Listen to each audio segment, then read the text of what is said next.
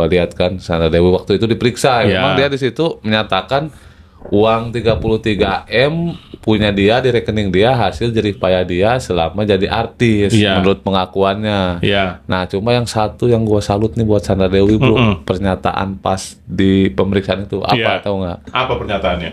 Saya hanya ingin nikah dengan Harvey Muiz.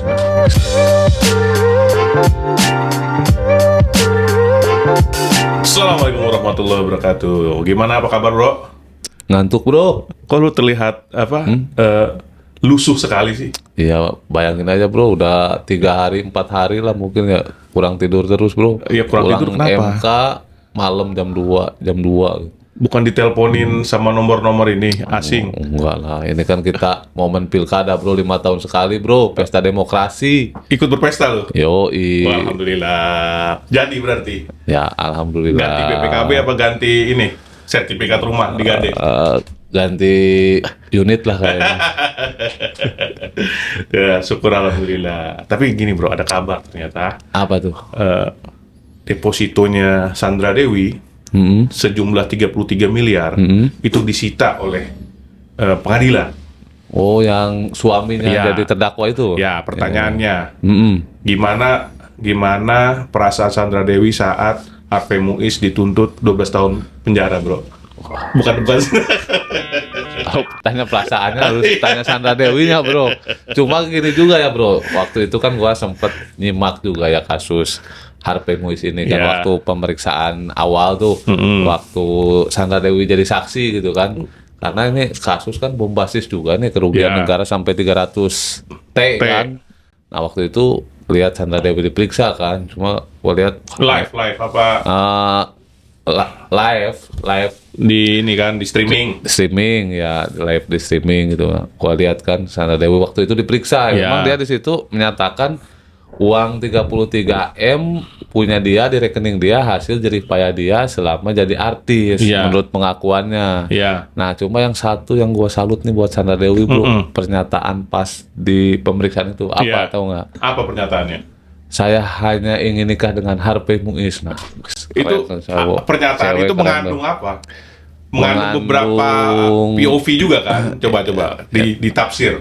Kalau gua sih mengandung makna kesetiaan dari seorang istri Iya, yang itu yang pertama. menunggu suaminya lagi dalam pesakitan, bro. Iya, Gitu. iya. Kalau diputus bersalah. Iya, kalau diputus bersalah. Kalau diputus bebas kan beda dong. Ya beda lah. Ya maksudnya tuh berarti maknanya tuh dia tuh dalam banget gitu. Kayaknya loh. waktu itu lu neranginnya nggak begini deh.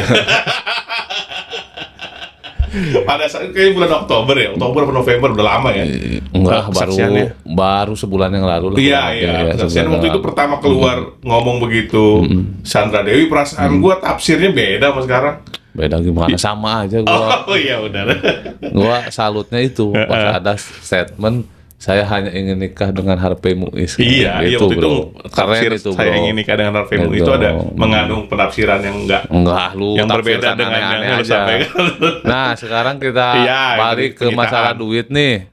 Duit Sandra Dewi 33 M Diakui kan, Sandra Dewi. diakui Sandra Dewi itu sudah disita gitu Di kan. pengadilan. Dan Artinya dia kan, ada perjanjian pisah harta. ya ada perjanjian sepisah harta. Nah, jadi selama ini kemarin kan sudah dituntut tuh 12 tahun. Penjara. Terus si Harvey Muiz juga mengakui bahwa itu uangnya uang Sandra Dewi Iya. gitu. Nah, yang jadi masalah apa nih? Yaitu sitanya gimana cara ngelepasnya, sedangkan rekening itu kan nggak punya jangka waktu kan. Kalau Iya. misalnya gini, kalau misalnya lu beli, kalau dari kejahatan ya, dari pencucian uang, misalnya lu beli mobil, Yo. kejahatan lu 2022, lu beli mobilnya 2021, ya tentu bukan hasil kejahatan yang 2022 dong. Iya Nggak dong. mungkin lu dapat duit 2022 udah beli Iya. mobil 2021. Kalau deposito Iya. bisa dibuktikan demikian nggak, apalagi uang misalnya di rekening kan kita nggak punya tanggal apa tuh kalau di ini Tanggalkan come date, kalau di ini, kalau di apa namanya, di saham tuh tanggal beli tuh. kalau rekening gini ya, sebelum masuk ke permasalahan bagaimana cara melepaskan uang yang disita oleh pihak kejaksaan gitu kan. Nah, kalau lu bilang rekening nggak bisa dicek di track, itu kan sebenarnya bisa juga, bro. ke pihak perbankan, rekening ini kapan dibuka, terus rekening korannya bisa dibuka nih, kapan masuknya itu transaksi kan bisa sebenarnya ditelusuri gitu bro. Nah tapi kalau terkait dengan cara dalam hal upaya hukum yang bisa dilakukan oleh Sandra Dewi dalam hal ini kan yang bersangkutan ini pihak ketiga nih yang mengklaim uangnya itu adalah uang miliknya yang disita oleh jaksa karena dianggap itu hasil kejahatan dari terdakwa kan. Kasusnya seperti itu. Nah, jadi pertama kita lihat dulu sampai sidang putusannya seperti apa. Nah, kalau memang putusannya dikembalikan kepada Sandra Dewi kan bisa nih. Betul. Dikabulkan berarti ya. Bukan dikabulkan, artinya kan di si Harvey Muiz ini tim pembelanya nih, pengacaranya pasti kan mengajukan pledoi nih. Pledoi itu pastinya di situ dia meminta uang yang deposito 33M yang diklaim Sandra Dewi itu pasti minta dikembalikan lah di dalam pledoinya itu. Dikeluarkan dari sita. Ya betul, dikembalikan ke Sandra Dewi. Nah, apabila putusannya nanti terkait dengan uang itu masih disita atau dirampas oleh negara, nah disitulah baru Sandra Dewi wajib melakukan upaya hukum bro di situ. Apa yang tersedia upaya hukumnya? Nah, ini menarik nih karena peraturan ini baru juga bro 2022 baru ada nih peraturan khusus terkait dengan upaya hukum atas barang milik pihak ketiga yang dilakukan penyitaan dalam tindak pidana korupsi. Peraturannya yang baru. Perma tahun 2022. Lah bukan di undang-undang. Namanya nah ini perlawanan, kebiasaan kan gue bilang dulu kebiasaan Mahkamah Agung suka ngatur-ngatur norma-norma itu di perma, kebiasaan nggak dibikin undang-undangnya. Padahal kalau di dalam perdata itu udah dari dulu, dari zaman Belanda itu ada namanya Der den Perzet bro, itu perlawanan pihak ketiga atas barang yang disita kan, itu konteksnya perdata. Nah, kalau dalam tindak pidana korupsi ini namanya keberatan. Nah, keberatan diajukan oleh Sandra Dewi harus maksimal setelah 2 bulan pembacaan putusan bro. Itu baru bisa diajukan terhadap deposito itu. Kalau cuma di tingkat 1 berarti 2 bulan setelah 2 bulan ketok di palu di PN. Iya betul. Kalau berarti kalau naik banding 2 bulan setelah 2 bulan setelah banding, kasasi ya 2 bulan juga setelah kasasi. Kalau ini upaya hukum nggak? PK? Oh nggak ada. Itu upaya hukum luar biasa ya. Iya. Ini juga masuknya upaya hukum luar biasa kalau Der den Perzet ya. Cuma kalau ini konteksnya pidana baru sekarang ada peraturannya keberatan namanya. Dipakai perma lagi-lagi. Iya, lagi-lagi bukan di undang-undang. Gitu. Nah, jadi Sandra Dewi harus melakukan upaya hukum itu bro, keberatan ajukan kalau memang dia bisa membuktikan itu uang deposito miliknya dari hasil jerih payah dia selama menjadi artis kan, yang dia sampaikan seperti itu. Nah, lampu kuningnya apa untuk hati-hati? Untuk hati-hati yang pertama jangan sampai lewat waktu 2 bulan itu tentunya. Tadi gitu kan. 2 bulan. Ya kalau lewat waktu belum ada peraturan khusus yang mengatur bro kalau lewat waktu. Berarti kalau misalnya baru tahu Sandra Dewi depositonya mau dilakukan keberatan 2 bulan 10 hari. Lewat 10 hari? Iya 10 hari. Ya pasti. Lewat keberatan ini bisa nggak? Lewat jalan keberatan ini?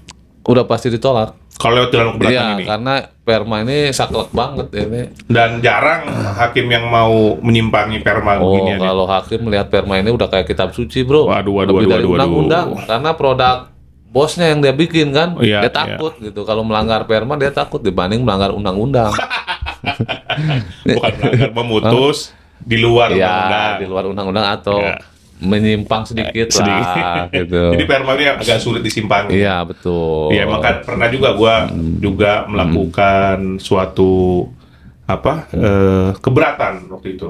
Pengujian terhadap pasangan calon bupati. Dia di dalam perma itu ditulis pokoknya ada yang boleh melakukan keberatan itu, keberatan terhadap keputusan KPU itu hanya pasangan, bukan nggak bilang hanya sih, pasangan calon yang tidak ditetapkan atau ada ataunya. Ada ataunya. Iya. Tapi ya itu tadi namanya perma kadang-kadang ditafsirnya tafsir kacamata lurus aja. Iya. Atau itu nggak dibaca, bro. Atau kerugian lainnya. Iya, iya. Yang dibaca kalau nggak ditetapkan, kayak kalau misalnya pasangan kita, klien kita ditetapkan, jadi nggak bisa melakukan keberatan. Padahal kerugiannya itu ada waktu itu karena pasangan calon lain itu udah 2 periode. Tapi pasangan kita ditetapkan 2 periode. Alasannya karena udah ditetapkan, lo minta ngapain lagi, minta kerugian. Padahal anehnya kan dia kan tadi gue bilang dia 2 periode harusnya nggak masuk jadi calon, malah jadi calon, jadi lawan kita. Itu yang aneh. Jadi calon yang tidak sesuai syarat ini nggak boleh baik lagi ke perma. Ngelihatnya memang lurus dia, nggak nengok kanan kiri. Bener juga. Iya, itu perma lebih dari kitab suci. Makanya gue bilang kalau buat hakim lebih dari kitab suci. Iya. Nah, oke, bro. Sarana yang ada, misalnya lewat dari 2 bulan 10 hari, yang mana tadi keberatan aja ada yang cuma di perma. Tapi kira-kira ada jurus lain nggak? Gini ya, kalau namanya hukum itu kan nggak boleh ada kekosongan hukum ya, bro. Dalam penegakan hukum nggak boleh ada kekosongan hukum kan gitu. Nah, dalam perma ini hanya mengatur batas waktu 2 bulan. Nah, bagaimana bila orang itu lewat waktu 2 bulan? Gitu, lu kasih ini, kasih apa gitu. Itu harus kasih ada situasi lah. Ya, situasi misalkan tiba-tiba dia lagi di luar negeri misalkan kan. Nggak tahu ternyata uangnya tiba-tiba balik ke Indonesia udah disita lah sama terdakwa ya. Terdakwa itu entah siapanya yang pasti orang itu baru tahu misalkan rekeningnya atau depositonya disita lewat lah dari 2 bulan kan. Nah, dia mau mengajukan upaya keberatan melalui perma kan udah lewat tuh, nggak bisa, udah pasti ditolak. Kalau gua melihatnya kondisi seperti itu ya PMH paling, bro. PMH perdata, nggak ada solusi lain. Karena hakim wajib memeriksa, nggak boleh ada kekosongan hukum. Gitu. Ya, dan sesuai dengan wisdom dia, harusnya nggak balik lagi ke perma dong. Karena ini kan upaya lain di luar keberatan gitu kan. Iya. Harusnya diputus sesuai PMH itu, jangan diartikan ke perma lagi, begitu ya? Iya, harusnya sih udah ada PMH langsung aja PMH gitu. Mungkin ini tadinya pengen mengakomodir lebih cepat kali, bro. Karena kalau yang membedakannya gini ya, kalau perma itu kita mekanisme pengajuannya itu harus di pengadilan di mana perkara korupsinya diputus, bro. Misalkan di Jakarta Pusat nih. Nah, pengajuan keberatan itu harus di Pengadilan Negeri Jakarta Pusat juga sesuai dengan pemeriksaan tindak pidana korupsinya. Biar nggak ribet lah. Iya, tadinya mungkin pengen seperti itu. Namun ternyata masih ada celah hukum, dibatasi hanya sampai 2 bulan gitu.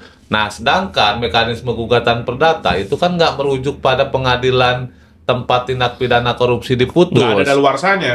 Iya, nggak ada daluarsa juga. Terus dia domisili tergugat kan sesuai dengan domisili alamat di tergugat gitu. Maksudnya tuh kalau misalkan KPK ya berarti Jakarta Selatan.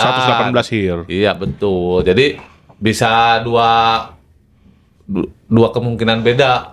Pengadilannya, yang satu di Jakarta Pusat berdasarkan perma, yang satu di Jakarta Selatan kalau gugat PMH gitu. Iya, berarti perbuatan lawan hukum karena tadi penegak hukum salah dalam melakukan sita, jadi wajib dilepas lah. Ya wajib dilepas. Gitu, bro. Ya cuma harusnya sih hal-hal seperti ini diantisipasi di dalam pledoi. Enggak, lu nggak nanya, bro, lu pernah ngelepas keberatan nggak? Lu nanya ke gua. Ya kan itu gua udah tahu, bro. Lu udah tahu gua pernah. Kan lu udah tahu, kan lu cerita sama gua. Nah itu udah, yang penting lu udah tahu gua pernah. Udah tahu. Udah tahu, lu kan udah pernah gitu kan. Nah itu gimana putusannya nih biar teman-teman pada tahu? Yang penting tahu aja ya kan. Lu barusan nanya. Buat apa nambah pengetahuan buat lu aja. Yang penting gua udah tahu gitu. Iya, kan yang lain belum tahu, bro. Lu kasih tahu dong. Lu kasih tahu tadi udah pernah. Oh ya. Ya udahlah. Oke, kira-kira begitu. Jadi ya ini gambaran-gambaran ya, namanya juga dinamika dunia hukum ya, kita harus pinter-pinter mengambil jalan, dan jalan itu untuk orang pencari keadilan selalu ada. Ya kalau nggak ada di dunia ya di akhirat lah. Gitu ya. Terima kasih. Terima kasih, bro. Yuk.